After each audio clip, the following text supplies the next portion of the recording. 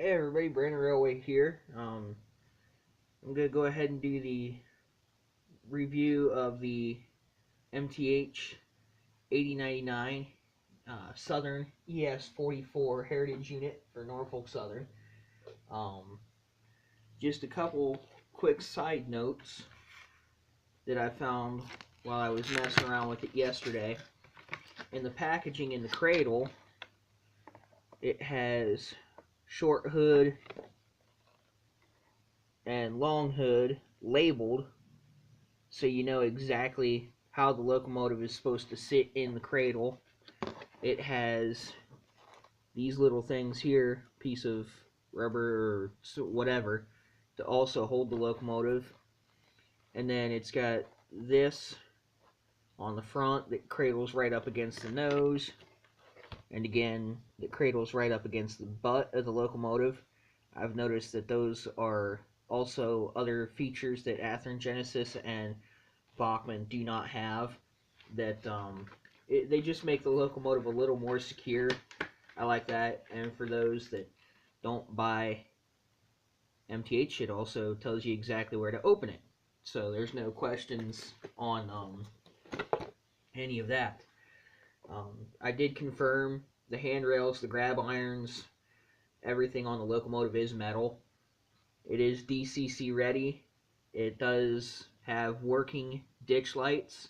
The only thing I don't like about it is the ditch lights on the back are on when the locomotive is in forward. They should not be.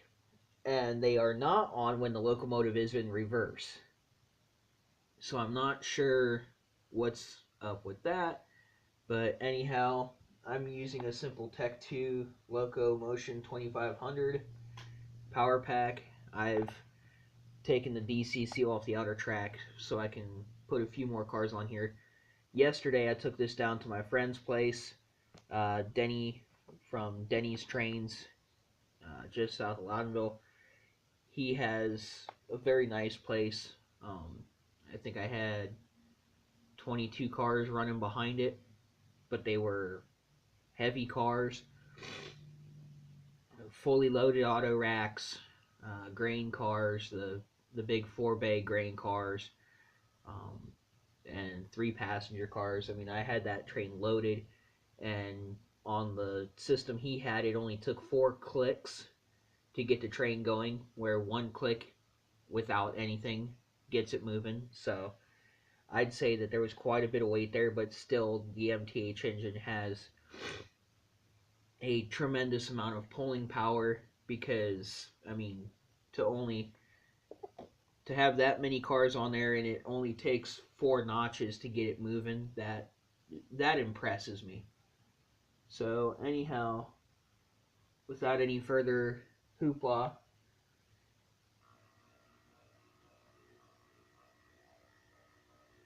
go ahead and start it up real slow,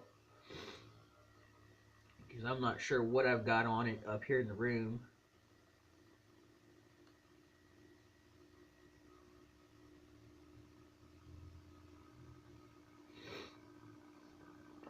Matt, yesterday I had this locomotive pulling every hopper car I had, and that includes the ones that I'm going to sell to you. And she struggled just a bit, but I think that was also because it hadn't been really broken in yet. So if that gives you guys any kind of a hint as to what kind of pulling power this thing has, even when it's not broken in, it's got some very nice pulling power. So that's something that you guys should keep in mind in case you're ever looking at nicer locomotives. You definitely get what you pay for, and I got a sweet deal on this at 99 bucks. In fact, I'm actually going to be buying another MTH, hopefully in the next week or two, because there's a couple others that I really like. The Ichabod car, you see that quite a bit up around Willard, Ohio, up on CSX territory. I'm not personally in the know on who the guy is, but he does a lot of stuff, graffiti and all that, and So you will see a lot of that up around there. I tried to emulate that just a little bit because I like cars that have a little bit of graffiti on them. I don't like stuff that looks brand new, because how many times do you see a brand new gondola running down the tracks? It's really, you don't see it that often.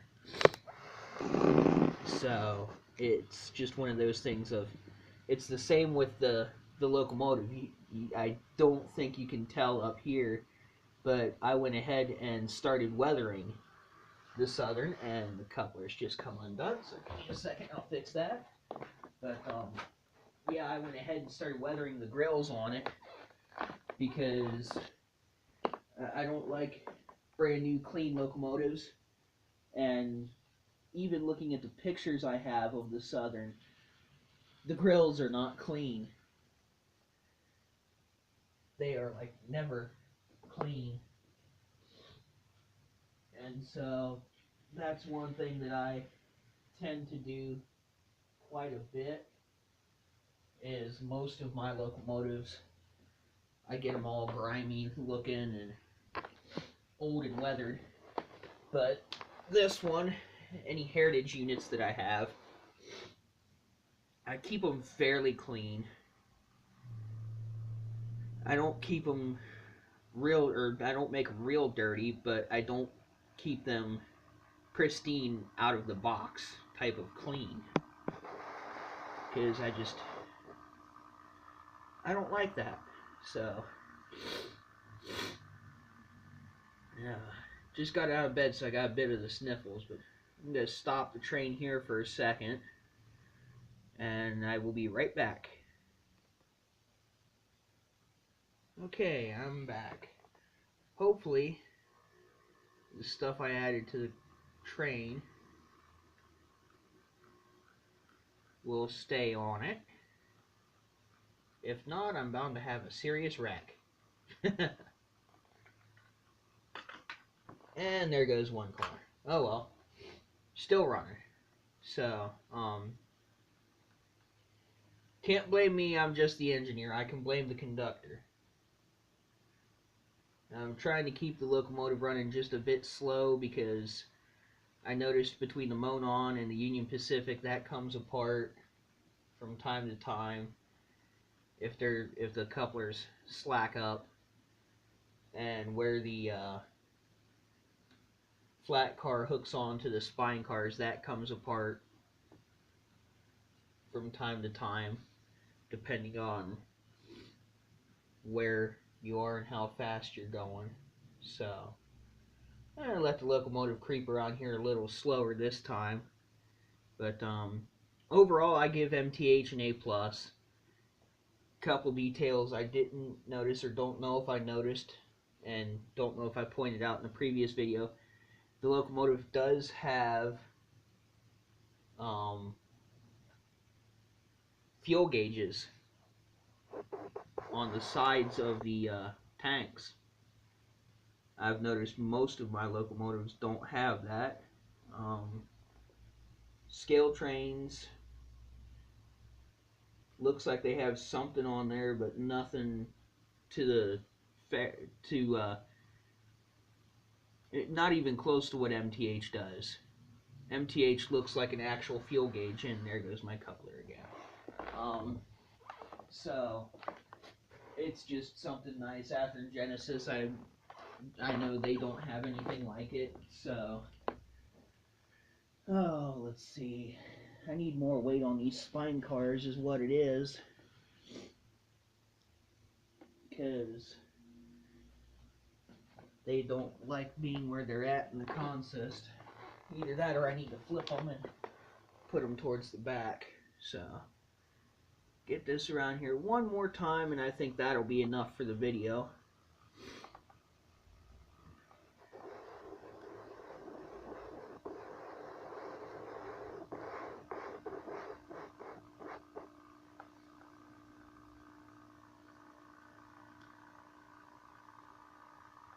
The two blue cars, those are what I'm working on for Brandon Railway.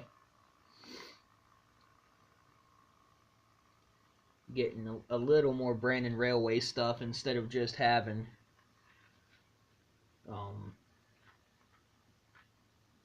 rolling stock have a little bit of freight to go with it. So, yeah, like I said, I give MTH an A+ on this because the detail is just amazing on these locomotives. I don't mean to sound like a kid in a candy shop, because I should know or whatever that, I mean, obviously MTH is going to have better detail than anybody else because they're top of the line. If not, they're pretty darn close. So anyhow, A+ for MTH on this. I'd really like to be able to get a DCC locomotive from them, but I just don't think that I'm gonna be able to afford $300 or $400 for one locomotive. And no offense to those who do pay that much, I'm not crazy enough to spend that much when I don't make that much in a month, or even in a week. I don't make that much, so I just don't see where spending that much would be smart, at least on my part. So maybe if I made $300 or $400 a week, I might possibly consider it. But even at that, to me, I have fun with the less expensive stuff. I can have fun with stuff, and I don't have to have $300 or $400 locomotives. So more than likely, you will not see a big boy review from me, because I'm not paying that much for it unless I find it in an estate sale or something. So anyhow, once again, this is the review of the MTH ES44 in Southern Heritage paint scheme. I did put the snowplow on it. That did not come installed. That was 45 seconds to install that. I did start to weather it. I'm going to go ahead and pull that actually off the track, because I got to take it back downstairs for a little bit, work on it some more, and show you some of the weathering I did. Let's see. The battery box got weathered, and then yeah, it is pretty dark in here for being daylight. I don't see my light. Otherwise, I'd turn that light on and get a little better detail. You can see partially that on the white where I started weathering some, and then up in the grills. But the horn even feels like it's possibly metal. I don't think there's any plastic parts on here, except, oh, that is cool. I wish I had the ability to show this to you, but the engineer and conductor figures, the engineer, this is how clear the cab is. The engineer is wearing what looks like a brown coat and sunglasses with brown hair and a tie. You can actually see the detail on the tie.